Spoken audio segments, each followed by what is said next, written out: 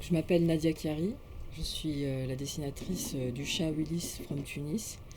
Je chronique l'actualité en Tunisie sur les réseaux sociaux, sur Facebook et Twitter. Tous les jours, je fais un dessin avec ce personnage principal qui est un chat. C'était le jeudi 13 janvier 2011, le soir, pendant le discours de Ben Ali, le dictateur tunisien qui a fui le lendemain, le 14 janvier. Donc en Tunisie, c'était assez chaotique. Il y avait un soulèvement populaire qui fait qu'on était en plein couvre-feu. C'était le troisième discours de Ben Ali pour se tenir au pouvoir. C'était sa, sa dernière cartouche en quelque sorte, quoi, parce qu'il nous promettait de ne plus se représenter aux élections, parce que bon, il était là à vie, de baisser le prix des denrées alimentaires de base, et bien sûr de lever la censure sur Internet, parce qu'on était entièrement censuré, et de donner la liberté de presse et des médias. Alors que c'était le couvre-feu, ses partisans sont sortis dans la rue pour l'acclamer. Donc c'est pour ça que j'ai fait ce dessin où on voit le chat, qui est en fait Ben Ali, qui dit « Je vous ai compris », parce que Ben Ali n'arrêtait pas de dire on m'a trompé, c'est pas de ma faute, je vous ai compris, je vous ai compris, je vous ai compris. Et il n'a rien compris du tout, quoi. Et le fait d'avoir publié ce dessin, de représenter donc les partisans de Ben Ali sous forme de souris qui crient ouais, le prix du fromage a baissé, c'est génial, super, et le chat qui les regarde d'un air goguenard, oui, je vous ai compris, c'est-à-dire il faut juste vous appâter avec des trucs débiles et voilà, je vais me maintenir au pouvoir comme j'ai toujours fait jusque-là. Je me suis dit, voilà, on va faire un petit dessin déjà pour le prendre au mot, pour voir si vraiment la censure est levée et on peut s'exprimer librement. Donc j'ai créé un profil sur Facebook et mon chat s'appelle Willis, donc je l'ai appelé Willis from Tunis parce que ça rimait, c'était vraiment spontané. Donc, et j'ai commencé à publier ce premier dessin et d'autres durant la soirée. Et au départ, c'était pour faire rire ma famille et mes amis que je ne voyais pas, quoi. Chacun était chez soi, enfermé. Et donc ça a pris une ampleur qui m'a dépassée. Très souvent, j'ai fait des dessins pour,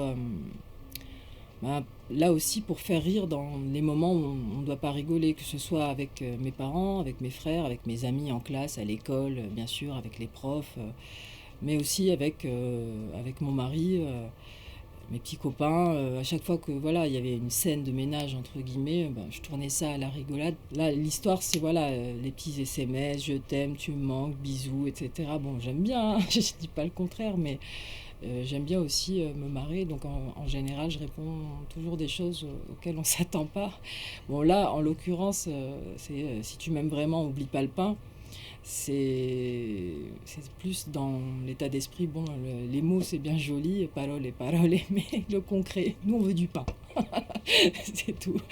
Donc, j'ai fait toute une petite série justement d'histoires de couple qui, je sais pas comment ça va s'intituler, mais la chute à chaque fois c'est salope. Donc ce dessin, je l'ai fait en mars 2012, donc il y a un mois. J'y tiens particulièrement parce que c'est un dessin qui représente le cycle du pouvoir. Sous Ben Ali, on avait justement des éléments qui ont fait qu'il a dégagé. Il y a eu des élections en octobre 2011 où on a élu une assemblée constituante qui est censée rédiger la future constitution en Tunisie.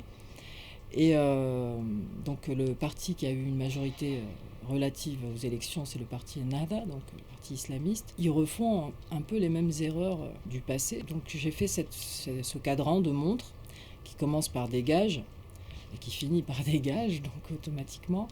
Donc élection, pouvoir, intégrisme, népotisme parce que ce parti au gouvernement ont nommé des neveux, des beaux-frères, des frères, etc. Bon, ils sont tous frères, hein, c'est logique, mais ça nous rappelle trop l'ancien régime où c'était des clans, des familles qui détenaient tout. Ensuite, corruption, parce que la corruption, c'est la chose pour laquelle, entre autres, on a lutté. La révolution a été faite contre la corruption. Donc en fait, ce dessin, quand je l'ai fait en mars, on était à des gages -20, c'est-à-dire entre népotisme et corruption.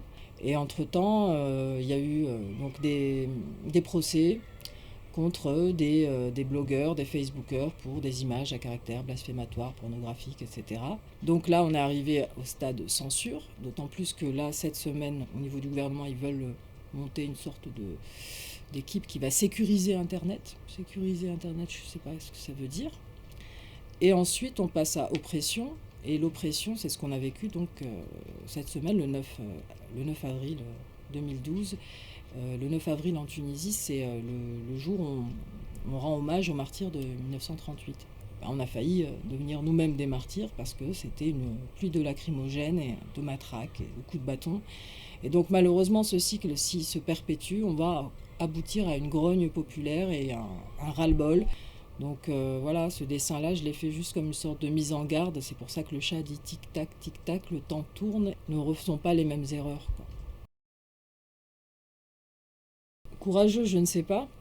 Je pense que je suis plutôt inconsciente, mais depuis la Révolution en Tunisie, tout le monde s'exprime à travers les réseaux sociaux. Tout le monde parle et librement. Donc je pense que ça va être très difficile de nous mettre tous en prison.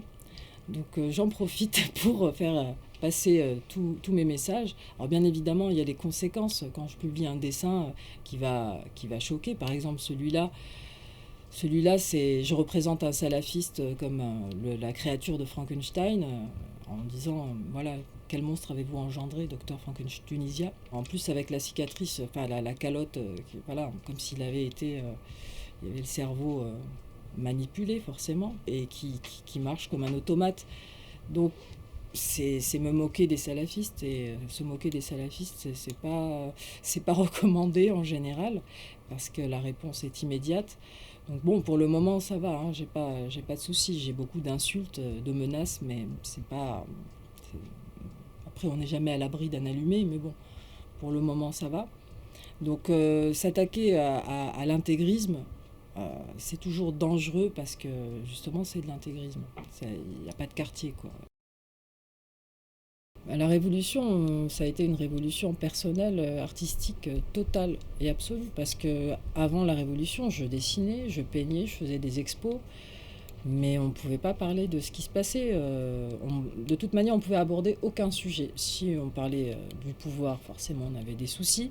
Si on parlait de l'économie, on parlait automatiquement de Ben Ali. Si on parlait de l'agriculture, ça ne marche pas, donc c'est automatiquement parler de Ben Ali. On ne pouvait aborder aucun sujet sans toucher au pouvoir et sans se faire taper dessus. Donc, du jour au lendemain, on a été totalement libre de s'exprimer, de critiquer le pouvoir. Pour moi, c'est une des seules vraies victoire concrète de la Révolution, c'est la liberté d'expression. Et il faut rester vigilant tous les jours et la conserver.